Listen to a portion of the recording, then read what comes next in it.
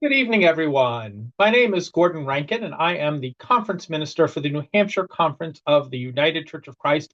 I'm excited to be with you this evening, or at least to be with you as I am. So let me start with a bit of an apology that I am not with you in person. I am on a couple months of study leave as you meet. And as a matter of fact, as you all are meeting this evening, I will be somewhere in the country of Zimbabwe, getting to spend time learning of the church and culture in the United Church of Christ in Zimbabwe. So I apologize that I am elsewhere tonight, but I wanted to get to share a bit with you this evening virtually and appreciate getting to share that with you. So, as I said, I am the conference minister of the New Hampshire Conference. I work with the 131 churches that are the United Church of Christ churches in New Hampshire. Before I came here to New Hampshire, I worked with the churches in South Dakota that are United Church of Christ churches. And that's going to lead me to the story I want to tell to you. I want to talk to you about Standing Rock and the Standing Rock Water Protector actions, and tie that in a bit to understanding the doctrine of discovery and into understanding environmental racism. So, as I said, I worked with these churches in South Dakota. This included an association known as the Dakota Association, which just so happens to be an association of 13 Lakota churches. Among those Lakota churches were four churches that were located on the Standing Rock Reservation. And this story in particular is going to become a story of those 13 Lakota churches and those churches that were on the Standing Rock Reservation. Before I get into the story of Standing Rock, there are a few things I need to say clearly as we step into talking about what we are going to cover. First thing is, everything I say tonight is not my own wisdom. This is all stuff that I learned from living among and working with my Lakota sisters and brothers and siblings. They very much touched my life and instructed my life. And what I share is really stuff that I gleaned and gained from being their partners in ministry and mission. You will find as I talk tonight that one of the words I will avoid using is the word Sioux. The Lakota, Dakota, and Nakota tribes are oftenly referred to as the Great Sioux Nation. I try to avoid using the word Sioux because Sioux literally translates into meaning snake. It was a term that was coined by white settlers in the area as a derogatory term to refer to the native people of that land. Now, the word Sioux is used all over that part of the country. I lived in the city of Sioux Falls. It's impossible to totally avoid using it. But when I am talking about these people, these dear, sweet, wonderful people, I try to avoid using that word. So you'll notice I will talk about Lakota tribes rather than talking about the Sioux. As I just said, I'll be talking a lot about the Lakota people.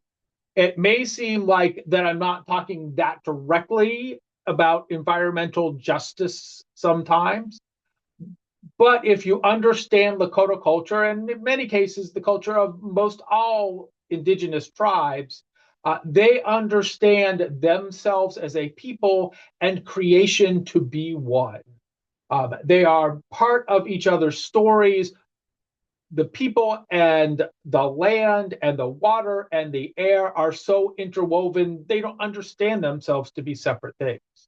So, as I talk about things that will express how colonial culture treats indigenous folks, it very much also parallels how colonial culture treats creation itself. You will see how the two go together as they talk, I suppose. I will be telling a lot of stories this evening, but ultimately, what I will be talking about is change. Change to how we treat creation and change to how we treat those who we live with as one and who live with creation as one. Ben Franklin once said that justice will not be served until those who are unaffected are as outraged as those who are. Of course, during this summit, you are going to hear many speakers, some who I suspect I'm excited for you to hear because I think they're going to be wonderful. And they're going to tell you very much about how we are all affected by the climate crisis. I agree with them all, and I haven't even heard them all yet. But as a colonial culture, we so often still act as though we are unaffected or only nominally affected. And what I hope my stories can do a bit for you tonight is to tap into some of that outrage. For that outrage leads to justice seeking, which then helps lead to change. So as we go through the night, I am going to pop a few things up on the screen in front of you. I'm going to start by doing that right now. I want you to see a particular word. And that is this, washichu. Washichu is a Kola word. It is the word that my Lakota friends always use to refer to what we would often call white people. It could be used to refer to all others, but in general, it was particularly that dominant Caucasian culture that they used with this word.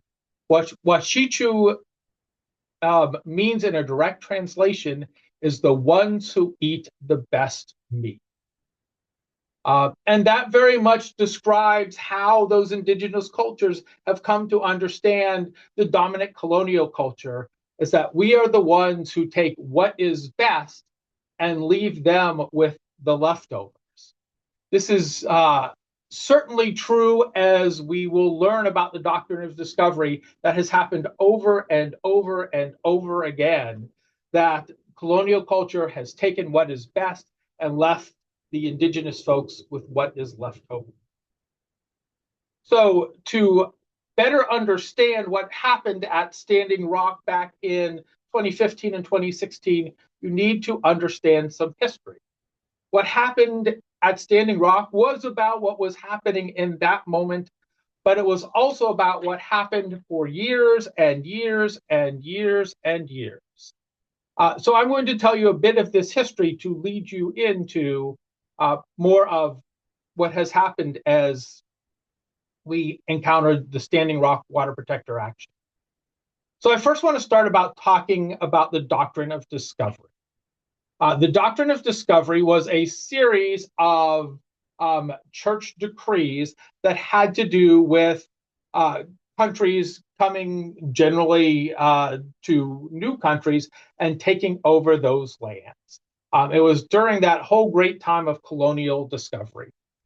These started as early as the 1450s and continued up until the early 1500s that these decrees were made by the church. I am going to post up in front of you one of these that I am going to share with you because I think you need to understand the type of things that were said in these Doctrine of Discoveries decrees. So this is a piece that comes from a papal decree by Pope Nicholas V that was issued in 1452. And I just want to read this little section to you. This said that the colonial folks that were coming into the country were allowed to invade, search out, capture, vanquish, and subdue all Sacrians and pagans whatsoever, and other enemies of Christ whosoever placed, and the kingdoms, dukedoms, principalities, dominions, possessions, and all movable and immovable goods whatsoever held and possessed by them, and to reduce their persons to perpetual slavery, and to apply and appropriate to himself and his successors the kingdoms, dukedoms, counties, principalities, dominions, possessions, and goods, and convert them all to his and their use and profit. So that a king could come and do all of that and take over all of these people for their own gain, because apparently, according to these popes, that's what God wanted. We're going to move into a little bit more history here. Going to share with you another document. Let me switch the slide to that history, though. There we go. So I want to talk about another statement that came out in 1510. This was called the Requirimiento. This was actually produced by a king and not by the church. That's why it's not part of the doctrine of discovery. In this document, the king says, and this kind of gives you an idea of the brutality with which, in this case, the Spanish conquerors came when they were defeating native people. So this was a statement that they would read to the people when they came to a new piece of land that had yet to be conquered. And this is how the statement ends. But if you do not do this and maliciously make delay in it, I certify to you that with the help of God, we shall powerfully enter your country, and we shall make war against you in all ways and manners that we can, and shall subject you to the yoke and obedience of the church and of their highness. We shall take you and your wives and your children and make slaves of them, and we shall sell and dispose of them as their highnesses may command. And we shall take away all of your goods, and we shall do to you all the mischief and damage that we can, as to vassals who do not obey, and refuse to receive their lord, and resist and contradict him. And we protest that the deaths and losses which shall accrue from this are your fault, and not the fault of their highness, or ours, or of these cavaliers who come with us. So they're basically saying in this that, yeah, if you don't come and you don't give us anything we want, and if you don't agree to become Christian, we are going to enslave you. And if you fight us, we are going to engage in war with you, and we are allowed to do whatever despicable deeds we want to do up until that point at which we get what we want. And all of it's your fault, not ours. So this is the type of approach that the church and Christian nations went into being colonists with.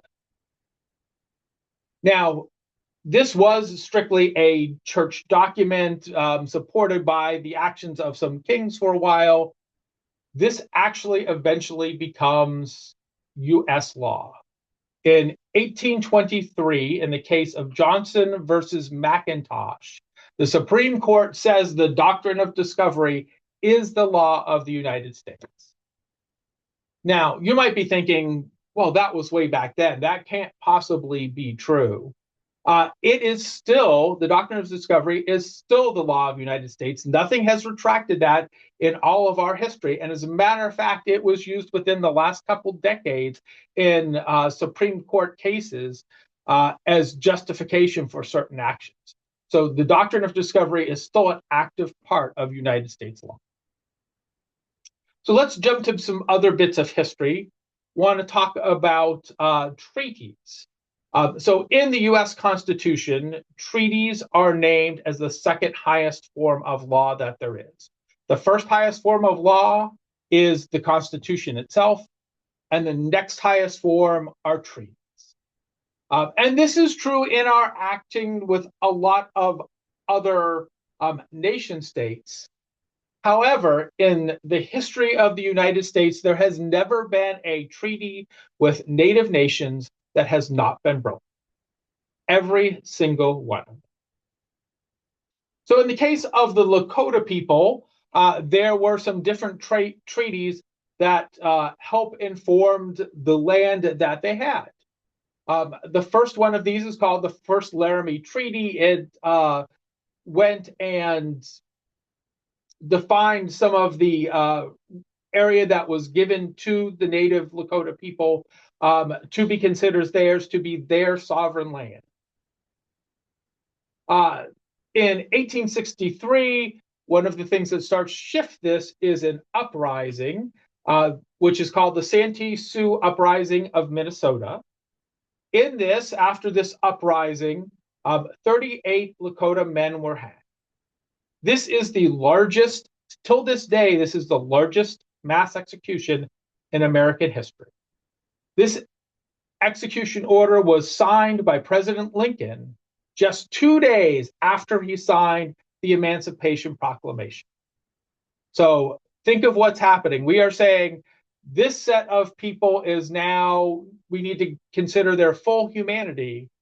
And yet, Native folks, we're going to punish by execution roughly in the same time period.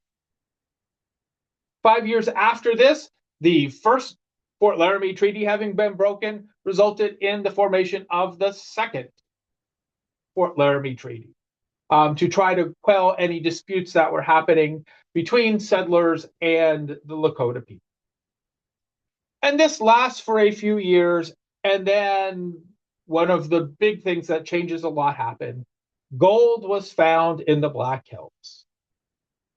General Custer encourages Congress to get out of any treaties that they are in so that the U.S. government can take advantage of the gold that's in the Black Hills, often through its settlers, but so that the country would reap that benefit of the gold.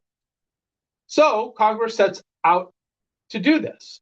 One of the first things they do in 1877 is called the Sell or Starve Act. This asks the Lakota people that had been given this land in the Second First Laramie Treaty to sell their land, in particular this land in the Black Hills.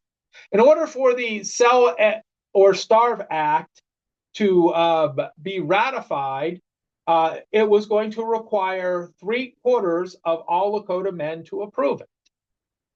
It turned out only 1 in 10 or 1/10 of the Lakota men did. And yet Congress was so eager to gain that land that they ratified the act anyway.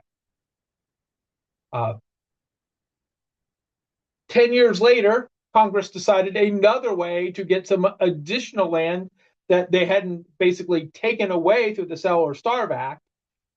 In the Dawes Act, they basically created the idea of land ownership for individual Lakota families and offered to give each Lakota family 160 acres.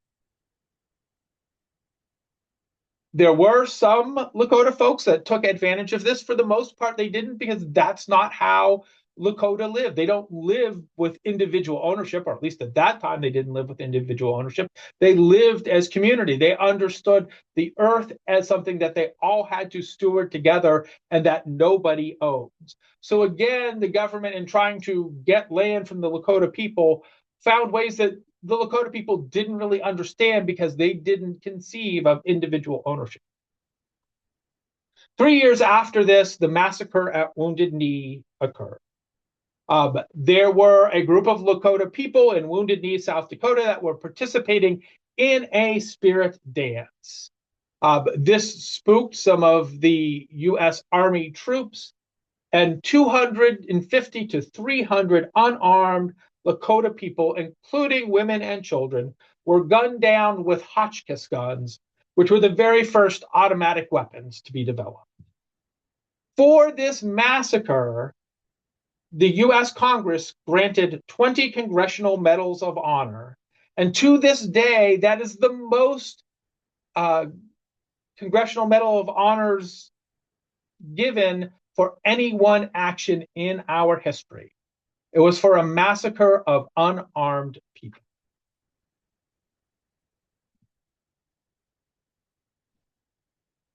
Let's continue on with a little more history. I should have changed this a few moments ago. My apologies. I want to talk about boarding schools. They're an important part of this history. We have heard recently, again, a lot of talk about boarding schools. Boarding schools were something that happened a lot in the late 1800s and the early 1900s. Part of the idea was that to truly allow Native populations and colonial settlers to interact in a healthy way, that you had to peel away Native culture from the Native Americans. It would often be said this way: you needed to save the soul and take the Indian culture. So boarding schools were developed as one way of doing this, one way of indoctrinating these folks and stripping them of their culture. I have a good friend that I met while I was in South Dakota. He was uh, a pastor, a Presbyterian pastor in the area. His name was the Reverend Sid Bird. And Sid once told me a story that has left a great impression in my heart. Sid was one of those folks who was young enough to have been taken to a boarding school where he spent 2 years before being allowed to go home. Now, Sid grew up in Lakota culture. His family spoke the Lakota language, but when he got to the boarding school, he was no longer allowed to speak to it. When he got back to his hometown for the first time, he could no longer talk with his grandparents because at that point he only knew how to continue to speak English and they only knew how to speak Lakota. That is part of the legacy of the boarding school movement. It's important to note that most boarding schools were created by church missionaries from a variety of different denominational backgrounds, but this is part of our heritage as well. In the United Church of Christ, one of our missionary outreach arms was known as the American Missionary Association, and the American Missionary Association was one of the founders of certain boarding schools. This is part of the confession and the repentance that we need to do as church people. Doctrine of discovery continued to have impact in the late 50s and early 1960s. One of the things they realized is they needed to be able to have better water access to folks in cities like Rapid City or Sioux Falls. And so they went about creating a dam. The dam is known as the Owyhee Dam. It's just north of Pierce, South Dakota. In damming this up, it created a Great Lake. What that did, however, was the lake was not in the colonial areas. That was on indigenous reservation land, and it flooded their best farmland.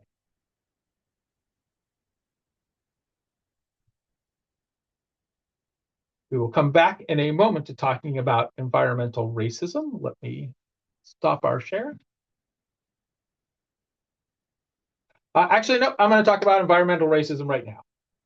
So the term environmental racism was first coined by one of the luminaries of the United Church of Christ, by Ben Chavez, who was the executive director of the United Church of Christ Commission for Racial Justice. And the idea of environmental racism is there are times where colonial culture takes certain acts that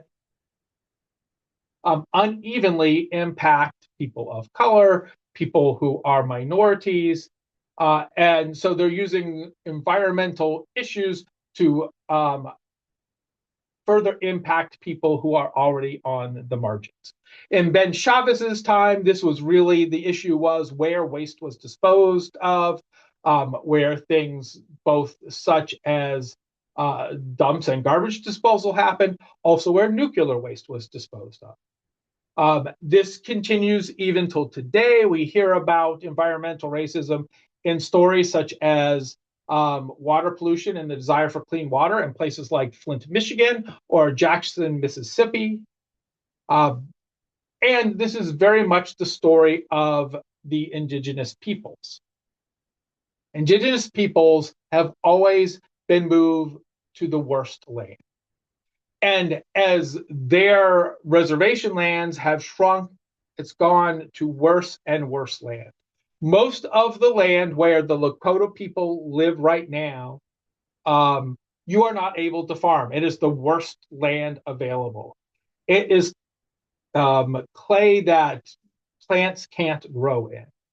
These are also people who lived off the land, hunting buffalo, hunting other animals, fishing in the river. And we, through things like the establishment of train lines and through polluting the water, have hindered the land that they lived in one with it. They tried to steward, but also was the source of livelihood and sustenance for them. So environmental racism is very much intertwined with the story of our indigenous people. This also ties in with the idea of Native American spirituality, because Native American spirituality is very much the story about how people live together in creation, as I kind of said at the beginning of our time together. The Lakota people and most indigenous tribes understand themselves to be at one with creation. They are a part of creation. Caring for creation is caring for one another. Loving creation is about loving the divine. It all comes together. And much of the learning they believe they do, and you will hear this in their stories and in their prayers, comes from learning from what they experience in creation. These practices develop into religious practice through things like smudging, which is a blessing, which is done by burning sage or sweetgrass, through the practice of sun dances, which are done acknowledging the sun as that which gives life to all the earth, or through prayers to the four directions. When the Dakota Access Pipeline comes along, which we're going to talk in detail about in a full moment, they actually used an image that was an image of creation to describe what was happening. They talked about the Dakota Access Pipeline using the prophecy of the Great Black Snake. So even there, their creation stories come into their understanding of things that they are doing today. Now, one of the phrases when we get to Standing Rock that gets used over and over again is the phrase Mini Wachoni. Mini Wachoni, I'm sure you have heard this, meant water is life. And to the Lakota people, that is just a foundational understanding of life, that you need good, clean water to allow the earth to live, to allow animals to live, to allow people to live. And so making sure the water is kept clean for them is a spiritual practice, is an ethical practice. It is a practice that's about making sure that all of creation can live in harmony. That is why those who were involved in the actions at Standing Rock referred to themselves as water protectors. You would never hear them refer to themselves as protesters or anything of the like. They understood themselves as being there to protect the water from that great black snake. So let's get into talking about the story of Standing Rock. This is obviously going to be told through how I experienced this. I am sure you would hear from others how they experienced it, but I want to share with you kind of where I connected with the story and how it impacted me. To do this, a little bit more background to share with you. We have done this whole history of the doctrine of discovery and how it impacts things. The doctrine of discovery still impacts things today. In my role as conference minister of the South Dakota Conference and working with the 13 Lakota churches I work with, I came up with examples at least weekly of how the doctrine of discovery still had impact. Let me just share one example of this with you so that you get an idea of what I mean. So one of the things the South Dakota Conference had started before I came and I was privileged to finish up was returning lands back to our Lakota churches. So these churches, the 13 Lakota churches that I mentioned, most of them were formed by the American Missionary Association, in which case the land on which these churches were built was often owned by the American Missionary Association. As the American Missionary Association kind of evolved, it no longer wanted to hold the titles for these lands, so the land had been given to the South Dakota Conference. Now, as we've discussed, there is nothing more sacred to Lakota people than land itself. And to have these lands in the hands of Wachichu, of white people, of colonial culture, always was a rub between the Lakota people and the South Dakota Conference. And so one of the justice actions the South Dakota Conference started in the early 2010s was returning the lands that it owned back to the Lakota people um, as part of things. And this happened over several years, took a lot of legal work to return these lands. I am proud to say that I believe it was 12 or 13 of 15 parcels of land were returned back into Lakota hands.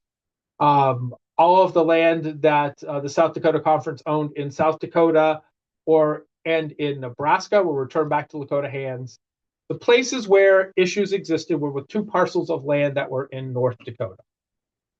In those cases, the county protested the ownership, even though the deeds were physically in the South Dakota Conference office, protested the ownership, and there's still legal wranglings about that before those lands can be returned back to Lakota people. This had a very practical effect. The year before the Standing Rock actions, there was a fire in the town of Cannonball, which is the town right next to where all these actions happened in the upper northeast corner of the Standing Rock Reservation. A prairie fire came ripping through town.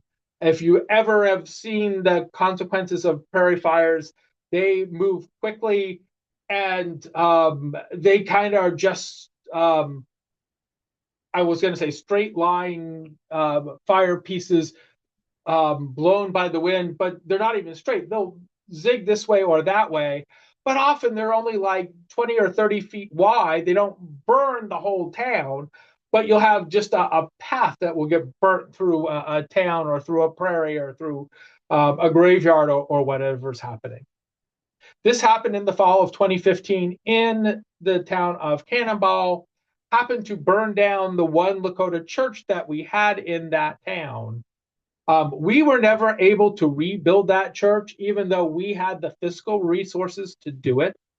Again, because the county in which that church was located protested that the South Dakota Conference actually owned that land, and we couldn't build on land that we could not resolve the land ownership for. So directly impacted that spiritual Lakota community. That to me always was one of those key pieces of the ways I said that I continued to see the doctrine of discovery in action, that we would take the best and we would leave the scrap. Another piece to know as we step into the story of Standing Rock is this was very recently preceded by the desire to build the XL pipeline.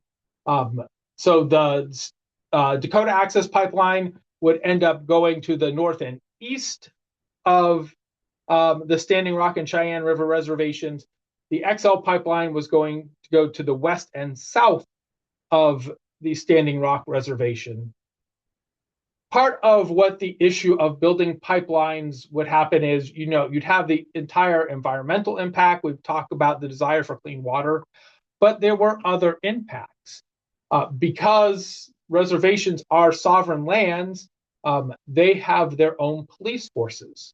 But there are agreements between the reservation and the U.S. government, including which there are many things for which folks who are U.S. residents can't be arrested for on reservations.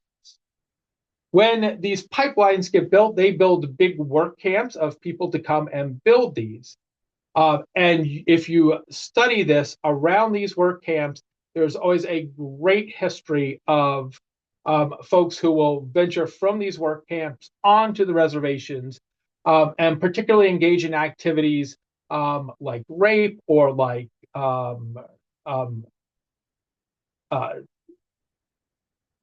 child kidnapping, all of those type of things. And the police that are on the reservations had no ability to arrest the U.S. citizen folks who are doing these activities. So you have this uprise in what's really violent crime and no ability to really be able to handle it. So that was always one of the concerns with the building of pipelines. So along comes the desire to build the Dakota Access Pipeline. The Dakota Access Pipeline was a proposal put forward particularly by a group known as Energy Transfer Partners. There are a couple of smaller participants in that too. I am going to jump back real quickly to sharing the screen because I want to show you a bit of a map here as soon as I can get to that.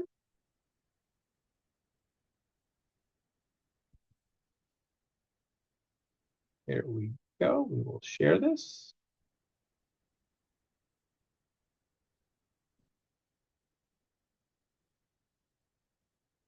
Right now. So this is a map of what was proposed and what happened with the Dakota Access Pipeline.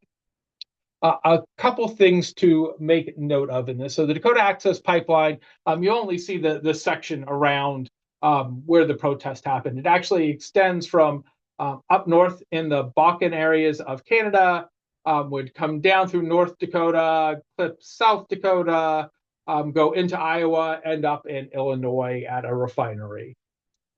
It's 1,172 miles long, along a route that obviously needed approval. In most cases, these approvals were by the states. Almost all of the state approval was pretty easy. There were about 32 miles stretches in a couple places, including the one that we are about to discuss, where it crossed land that was U.S.-owned land, and that required federal government approval. We talked earlier about the creation of Lake Oahe, which starts down at Pierre, South Dakota, and it extends almost all the way up to Bismarck, North Dakota. That land, because that lake was created by the Army Corps of Engineers, is federal land, and so that crossing needed federal approval, and that's where much of this whole story takes place. Now, there was an original proposal to run the Dakota Access Pipeline in a way that would have gone north of the city of Bismarck in North Dakota. Bismarck is one of the larger cities in North Dakota, also happens to be the capital city of North Dakota. And you know what happened? The state turned that down. There was great concern about what would happen if there was a leak in the pipeline and how would that affect the folks of Bismarck. So what did they do? They moved it to the south of Bismarck, just north of what the U.S. government recognizes as the northeast corner of the Standing Rock Reservation. Now, I say what the U.S. government recognizes. You'll see on this map that I've put up for you that is not exactly the way the Lakota people look at this.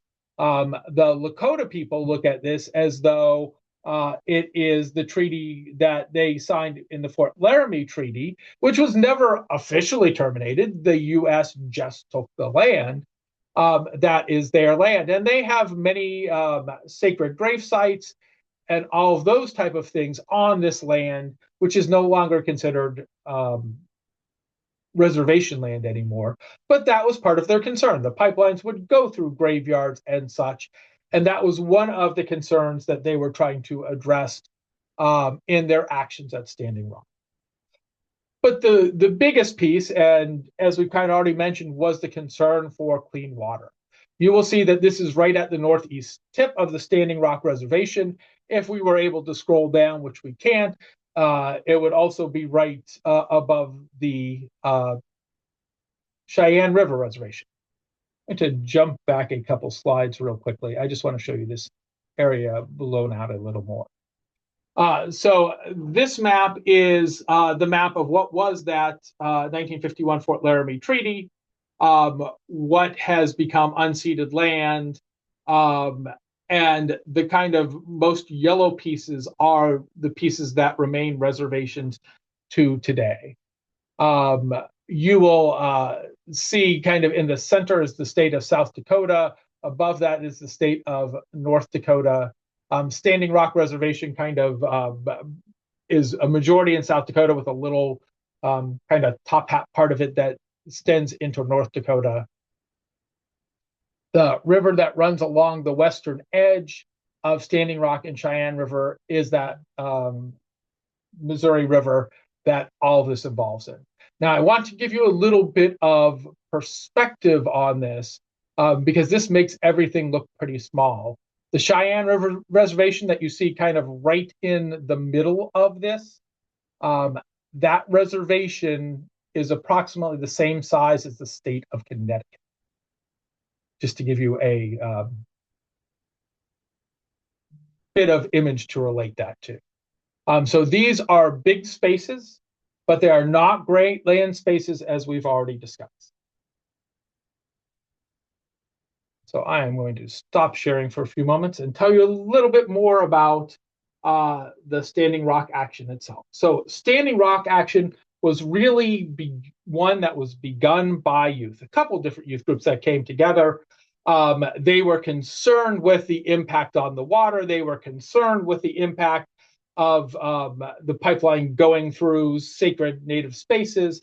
And so they arranged essentially for a walk from reservation to Washington, D.C. as an action to draw attention to what was happening with the Dakota Access Pipeline. I think it's important to point that out because we so often kind of say, well, what can we do about these things? This was a group largely of Native youth who said, we have to do something. And they engaged in an action which not only captured the spirit of so many other Native tribes, but really captured the spirit of the country for a season. And so don't ever forget that you can make a difference in making an impact, not just to the environment, but standing up for things that do cause harm to the environment. There is a lot of talk when you hear about Standing Rock, about actions that, what was peaceful and what was violent. Here's a place where I will only speak to my own experience. I was certainly not at Standing Rock through the entirety of the actions that happened there. I was at Standing Rock on a few occasions, probably spent about 2 weeks' time over the course of that fall season there, scattershot out a little bit. The Native folks on their main encampment, there were 4 or 5 different encampments. Their main encampment was called the Ashedi-Sakawan camp. The peaceful spirit with which they did these actions very, very much stood out to me. That was responded to many times with violence by the North Dakota government or those that the North Dakota government hired to engage in security. For the most part, it was private security firms that came and did the security to try to protect the pipeline as the water protectors were trying to protest against what was happening. If you don't recall the stories, there were several different incidents of violence, including the private security firms would have dogs present that several times bit water protectors. There was one evening late in the fall when it was freezing cold out where over one of the bridges they shot fire hoses at the folks. So there were some different violent actions. I never experienced any of that coming from the water protectors. Certainly the water protectors were vocal. They were vocal in ways that I am sure folks could have conceived of as being provoking, but I never experienced them in any way initiating any type of violence. One of the things that was beautiful about Standing Rock was the fact that for one of the first times in Indigenous history, this was an action that connected many, many, many tribes. This was not just the Lakota, the Dakota, the Nakota people, but tribes from all over the country came. Throw up a picture here for you really quick.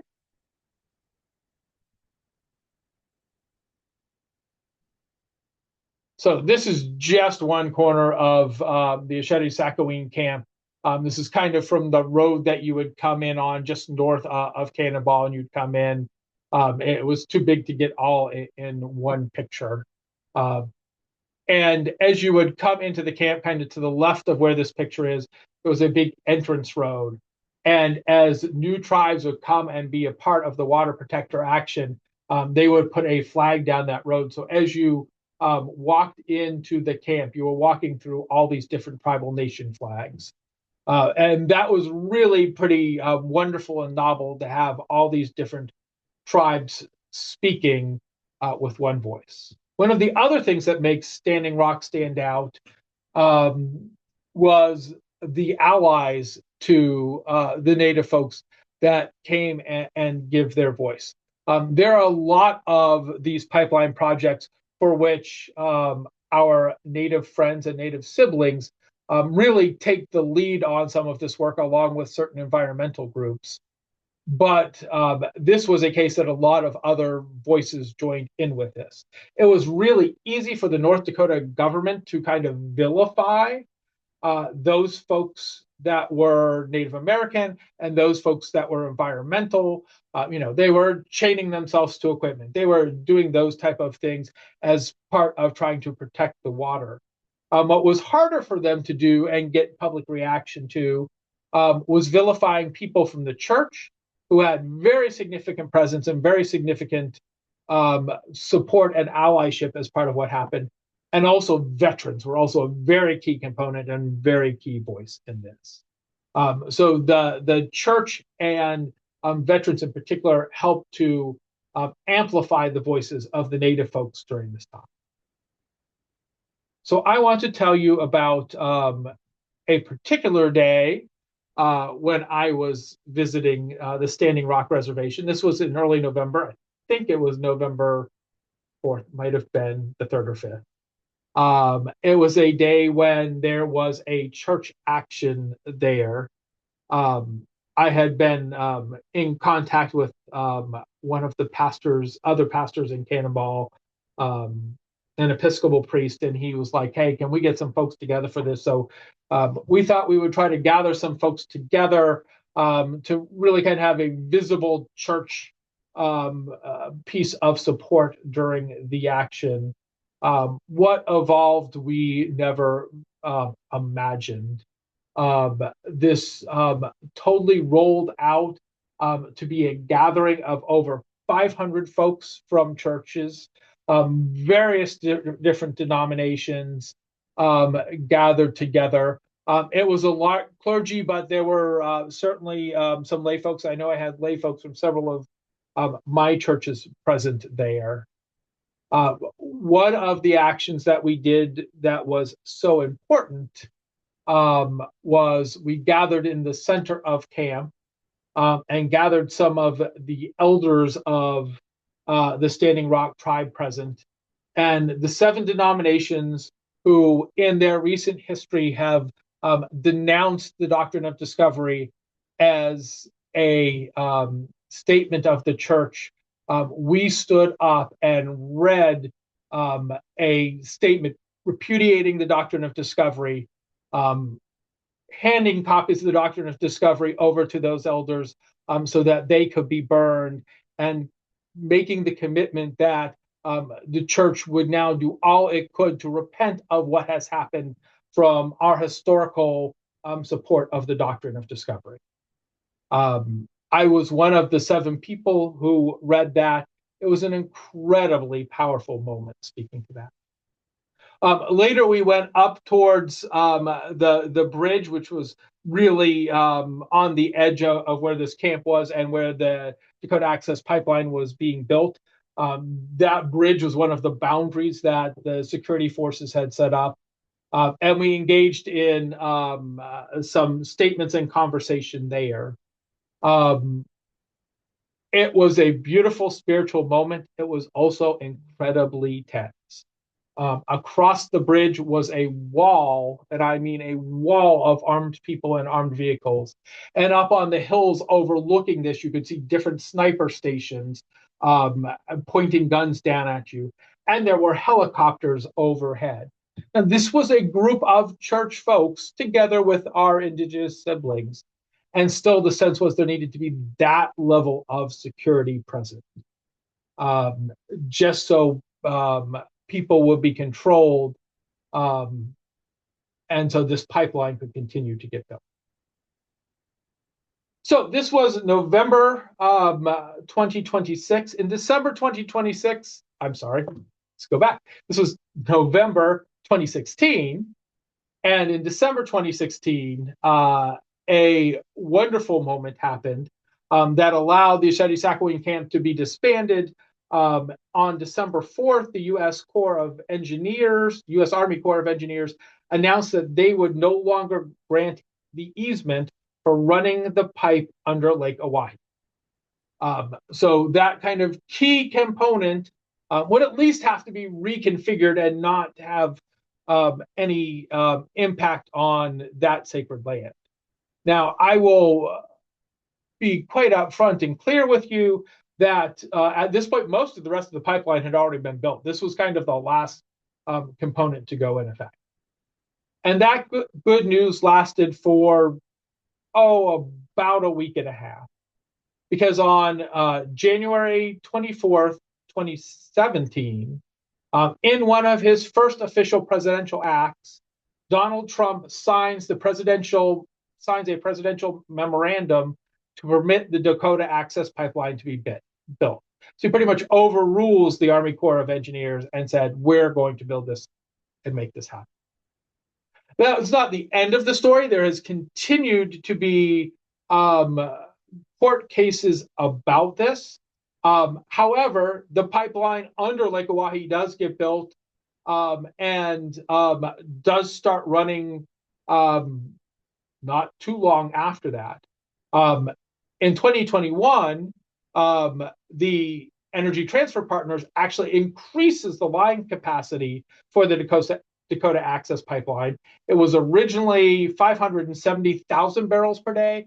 It increased to 750,000 barrels per day. The Dakota Access Pipeline right now accounts for the transportation of around 40% of the oil that comes from the Bakken region in Canada into the United States. So 40% of that oil runs through that pipeline that goes through North Dakota, through South Dakota, through Iowa, into Illinois. As I said, court cases continued. In 2021, the DC Court of Appeals sides with the Standing Rock and some other tribes that were engaged in a lawsuit about this, stating that there should have been a more complete environmental review before the permit was granted for the pipeline to be built under Lake Oahe, and ordering a new one.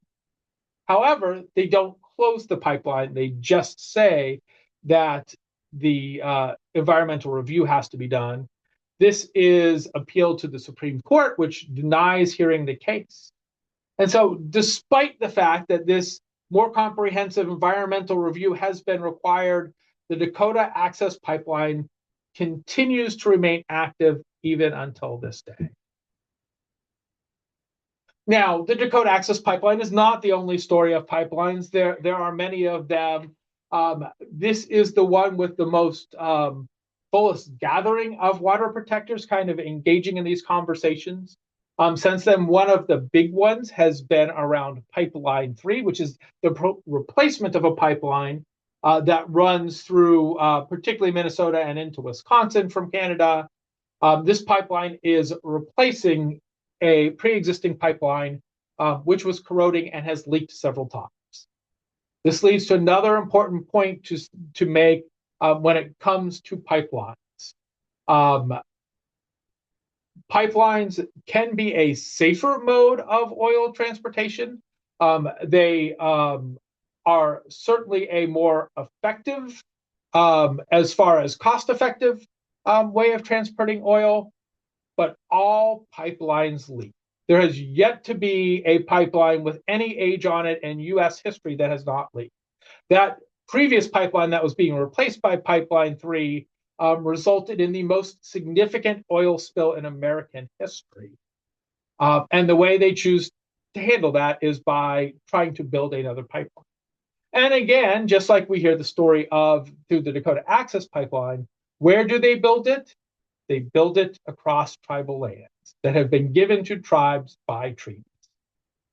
So again, there have been water protectors that are talking about the importance of protecting the water from leaks that are essentially inevitable, and also working to protect the sovereignty of tribal lands. This is a lot to digest. I know. I wish I was available with you to take questions and answers. Hopefully, in a couple of years, I will be back and able to do that with you. I do want to close out by returning ourselves back to the idea of Native American spirituality and how they understand the earth and the people as one. I want to close with a prayer. It is a prayer that comes from a Lakota leader uh, whose name is, got to pull this up, apologize, from Chief Yellow Lark. And I just think it's a good way to close this part of our conversation.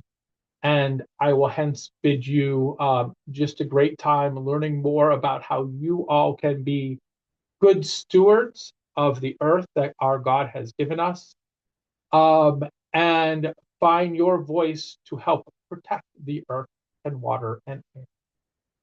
This prayer is called the Great Spirit Prayer. O Great Spirit, whose voice I hear in the wind, whose breath gives life to all of the world, hear me. I need your strength and wisdom. Let me walk in beauty and make my eyes ever behold the red and purple sunset. Make my hands respect the things that you have made, and my ears sharp to hear your voice. Make me wise so that I may understand the things that you have taught my people. Help me remain calm and strong in the face of all that comes towards me. Let me learn the lessons that you have hidden in the leaf and the rock. Help me seek pure thoughts and act with the intention of helping others. Help me find compassion without empathy overwhelming me. I seek strength, not to be greater than my brother, but to fight my greatest enemy, myself. Make me always ready to come to you with clean hands and straight eyes, so that when life fades and fades the sunset, my spirit may come to you without shame. Amen. Blessings, friends, on the rest of your summit tonight and on Saturday.